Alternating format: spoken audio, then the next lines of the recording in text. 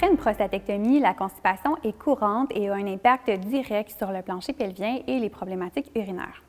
Bien que la fréquence d'élimination des selles soit variable d'une personne à l'autre, la normale se situe entre 3 fois par jour à 1 fois aux 3 jours.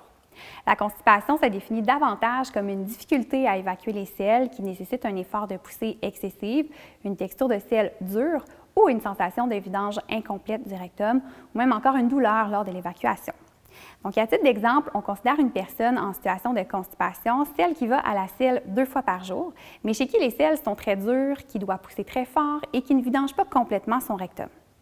Une personne qui va à la selle 1 fois aux 2 jours, à l'inverse, mais qui vidange complètement son rectum sans effort de poussée parce que les selles sont plutôt molles et formées, ne sera pas considérée comme ayant de la constipation. Lors d'une prostatectomie radicale, plusieurs facteurs contribuent à la constipation. Donc, le fait d'être à jeun avant la procédure, la médication durant l'anesthésie ou antalgique après l'intervention, la reprise graduelle de l'alimentation et la sédentarité due à la convalescence sont tous des facteurs qui contribuent à la constipation. Les 3 principaux facteurs qui ont un impact positif sur la constipation sont l'hydratation, l'alimentation riche en fibres et l'activité physique. Au niveau de l'hydratation, dès que vous êtes en salle de réveil, mâchez de la gomme. Cela contribue à activer l'intestin et à diminuer les gaz. Assurez-vous de consommer suffisamment d'eau et de liquide dans votre journée, soit minimalement 2 litres par jour. Buvez durant les repas afin d'optimiser la texture de vos selles. Pour ce qui est des fibres, assurez-vous d'en consommer suffisamment. Il y en existe 2 types.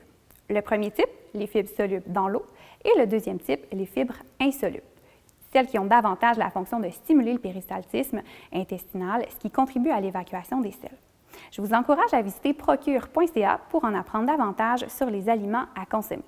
Mais gardez en tête que pour un homme de 50 ans et moins, la recommandation quotidienne de fibres est de 38 grammes par jour, alors que pour un homme de 51 ans et plus, la recommandation est de 30 grammes par jour.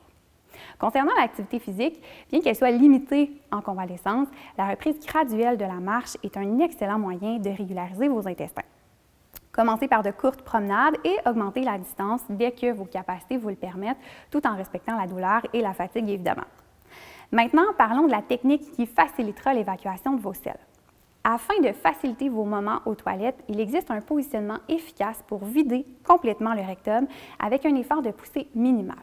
Voici les 4 principes de cette position. Donc, tout d'abord, prenez un petit banc, donc placez-le sous vos pieds de façon à ce que vos genoux soient plus hauts que vos hanches. Tournez vos cuisses vers l'intérieur en collant vos genoux et en éloignant vos pieds l'un de l'autre. Penchez légèrement votre tronc vers l'avant. Appuyez vos coudes sur vos genoux ou contre votre ventre et avant même de pousser, prenez le temps de relâcher complètement votre plancher pelvien.